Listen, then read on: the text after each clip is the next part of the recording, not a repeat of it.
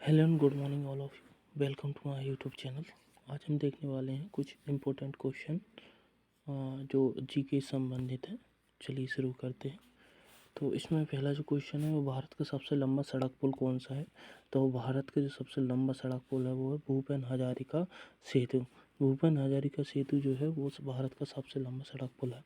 दूसरा क्वेश्चन है भारत का सबसे बड़ा पशुओं का जो मेला है वो कहाँ पे लगता है। वो सोनपुर में लगता है, जो कि कहाँ पे है, बिहार में स्थित है, बिहार में। भारत का सबसे बड़ा मीनार कौन सा है, वो कुतुब मीनार। भारत की सबसे बड़ा झील तो वो है बुलर झील, मीठे पानी की सबसे बड़ी झील है। भारत का सबसे ऊंचा पृथ्वी बांध भाखड़ा नागल बांध है। भारत का सबसे बड़ा रेगिस्तान थार रेगिस्तान, जो कि राजस्थान राज्य में पड़ता है भारत के।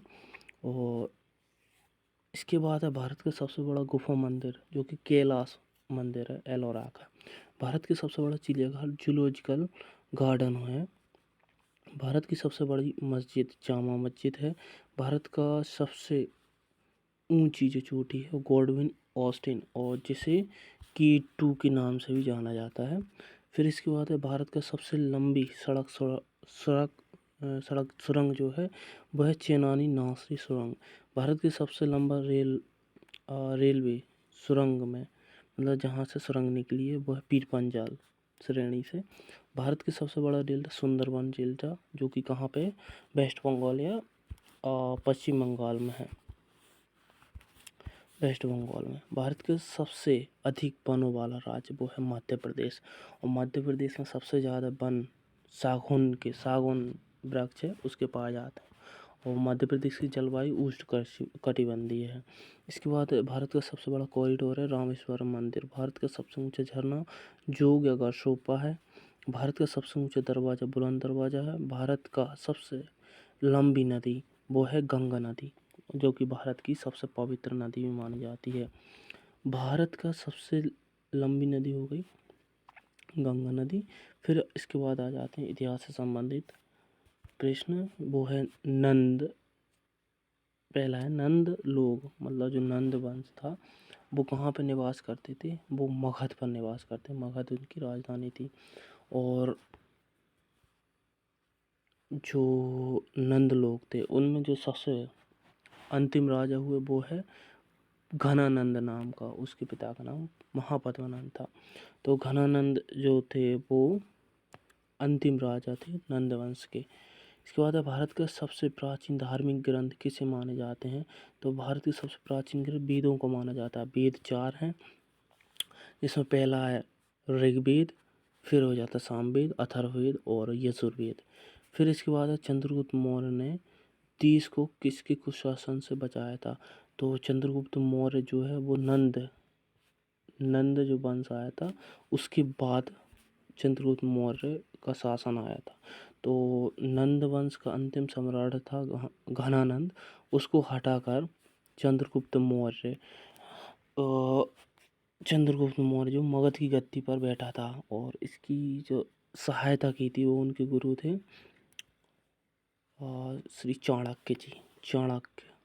फिर वेद का संकलन करते कौन थे, महर्षि द्वैपायन वेद व्यास। फिर पाटलिपुत्र किसकी राजधानी थी, यह मौर्य राजा की थी। वेदों की संख्या 4 है, मैंने अभी आपको बताया है कि ऋग्वेद, सामवेद, यजुर्वेद और अथर्ववेद।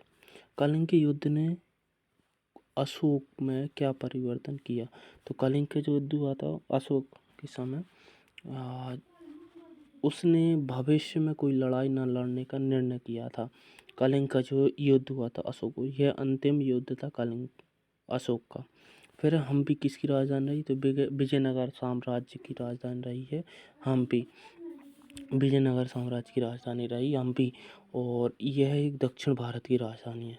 वेदों का क्रम, यह तीसरी बार आ गया कि ऋग्वेद, सामवेद, यजुर्वेद और अथर्ववेद, ये 4 वेद हैं। वेदों की संख्या भी पूछी और इनके जो नाम है वह है ऋग्वेद, सामवेद और यजुर्वेद और अथर्ववेद। भारतीय इतिहास स्वर्ण युग किस वंश को कहा जाता है। तो गुप्त वंश को भारतीय इतिहास का स्वर्ण युग माना जाता है। भारत का नेपोलियन किस राजा को कहा जाता है, तो समुद्रगुप्त को माना जाता है। सबसे पुराना वेद ऋग्वेद है। इसके बाद है नालंदा विश्वविद्यालय किस राज्य में? बिहार राज्य में स्थित है। बिहार की राजधानी क्या है? बिहार की राजधानी क्या है? पटना है, पटना। चालुक्य वंश कहाँ स्थित था? वातापी में चालुक्य वंश स्थित था। ऋग्वेद में मंडलों की संख्या, जो विश्व का जो पहला वेद है वो है ऋग्वेद, उसमें मंडलों की संख्या 10 है। सातवाहन राज्य के दक्षिण में कौन सा? दक्षिण में क्या था? सातवाहन राज्य दक्षिण में चरी राजाओं का राज था, चूल राजाओं का राज था और पांड्य राजाओं का राज था। चूल राजाओं का केंद्र तंजौर रहा। ऋग्वेद में सूक्तों की संख्या 1028 से 1028 सूक्त हैं। ऐतिहासिक चूल राज्य किस आधुनिक नगर के पास स्थित है? वह है हैदराबाद के पास। एलोरा भव्य शिव मंदिर का निर्माण किसने करवाया था? तो वह है कृष्णदेव प्रथम ने करवाया था। ऋग्वेद का कौन सा मंडल सोम देवता को समर्पित है? तो नौवां मंडल है। ऋग्वेद में 10 मंडल पाए जाते हैं, इसमें नौवां जो मंडल है वो सोम देवता को समर्पित है। ऋग्वेद समाज में कौन सी प्रथा नहीं थी? तो वह बहुपति विवाह, यानी कि एक से अधिक जो स्त्री है वो एक से अधिक पतियों को शादी नहीं कर सकती थी। इसके बाद हर्ष पहले तो थानेश्वर से शासन चलाता था, बाद में उसने अपनी राजधानी किसको बनाया? तो वह कन्नौज को बनाया। फिर 10 राज्य युद्ध किस नदी पर लड़ा गया? परुष्णी नदी पर लड़ा गया था। सांची के स्तूप का निर्माण, यह मध्य प्रदेश के सांची में स्थित है और ये रायसेन जिले में आता है। तो ये अशोक ने करवाए थे सांची के स्तूपों का निर्माण। अश्वघोष कौन था? ये संस्कृत कवि जिसने बुद्ध चरित्र की रचना की थी। फिर चारों वेदों को क्या कहा जाता है? चारों वेदों को संहिता कहा जाता है। आक्रमण करने वाला प्रथम मुस्लिम आक्रमणकारी कौन था? मोहम्मद बिन कासिम था। तो जो पहले मुस्लिम था वो मोहम्मद बिन कासिम ने किया था। फिर थोड़ा और देख लेते हैं, जी के संबंधित है। कनिष्क के दरबार में प्रमुख व्यक्ति, तो इसकी ट्रिक है अश्व नाचे पाँव पे है। तो अश्व जो है अश्वघोष, फिर ना से नागार्जुन, चा से चरक, पा से पार्श्व और बा से वसुमित्री है। कनिष्क के दरबार में रहने वाले प्रमुख व्यक्ति हैं। और मुगल सम्राट जो अकबर था, अकबर जिस वंश से रिलेटेड है तो उन्हें देख लेते हैं। तो इसमें भाजी सब्जी फोर माँ साहब हैं, इसकी कुछ ट्रिक है। तो बी से बाबर, एस से हुमायूं, फिर अकबर, जहांगीर, ये उनका वंश का क्रम है। पहले बाबर आया, फिर हुमायूं, अकबर, फिर जहांगीर, फिर शाहजहां, फिर औरंगजेब, फिर बहादुर शाह जफर, फिर जहांदार शाह, फर्रुखसियर, मोहम्मद शाह, अहमद शाह, आलमगीर द्वितीय, शाह आलम, अकबर द्वितीय और बहादुर शाह जफर अंतिम राजा रहे ये मुगल वंश के। फिर तांबा उत्पादक प्रमुख देश कौन कौन से हैं? तो तांबा के उत्पादक प्रमुख देश, इसमें सबसे पहले जो देश है वो चिली है, फिर इसके बाद US, United state of America, फिर रूस है। रूस जो है विश्व का सबसे बड़ा देश है।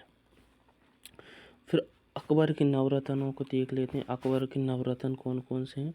तो अकबर के जो दरबार में रहते थे 9 नवरत्न थे, जिनमें बीरबल, इसकी ट्रिक है bat fat and MTF, bat fat MTF. तो बी से बीरबल, ई से अबुल फजल, टी से तानसेन, एफ से फ़कीर अजीउद्दीन, ई से फिर अबुल रहीम खान खाना, फिर टोडरमल, टी से एम से मान सिंह, डी से मुल्ला दो प्याजा और एफ से फैजी। ये अकबर के नवरत्न हैं। फिर अगला जो है राज्य, कितने राज्यों से कर्क रेखा गुजरती है? तो भारत के जो राज्य हैं, कितने राज्य हैं उनसे कर्क रेखा गुजरती है, जो कि पृथ्वी की 23.5 डिग्री उत्तरी अक्षांश रेखा है। वह किन किन राज्यों से गुजरती है? तो वह राजस्थान, मध्य प्रदेश, मिजोरम, त्रिपुरा, गुजरात, पश्चिम बंगाल, झारखंड और छत्तीसगढ़ से गुजरती है। इसकी ट्रिक है राम मित्र गुप्छांच। इसके लिए थोड़ा मैप में देख लेते हैं, अपन मैप बनाकर एक बार। तो यहाँ पे भारत का मैप बनाते हैं।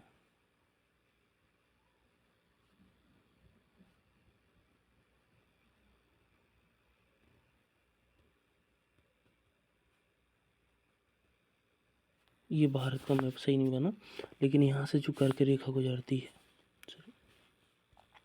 वो पहले यहाँ से राजस्थान, फिर गुजरात, फिर मध्य प्रदेश के बाद छत्तीसगढ़, फिर झारखंड, फिर त्रिपुरा, पश्चिम बंगाल, त्रिपुरा और फिर मिज़ोरम। यह 8 राज्य हैं जहाँ से कर्क रेखा गुजरती है। तो चलिए आज की क्लास यहीं पे समाप्त करते हैं, और आगे वीडियो के लिए कृपया कमेंट करें, और आपको किस टॉपिक्स पर वीडियो चाहिए वो भी आप कमेंट करें। थैंक यू, और यहाँ तक बने रहने के लिए आपका बहुत बहुत धन्यवाद। जय हिंद।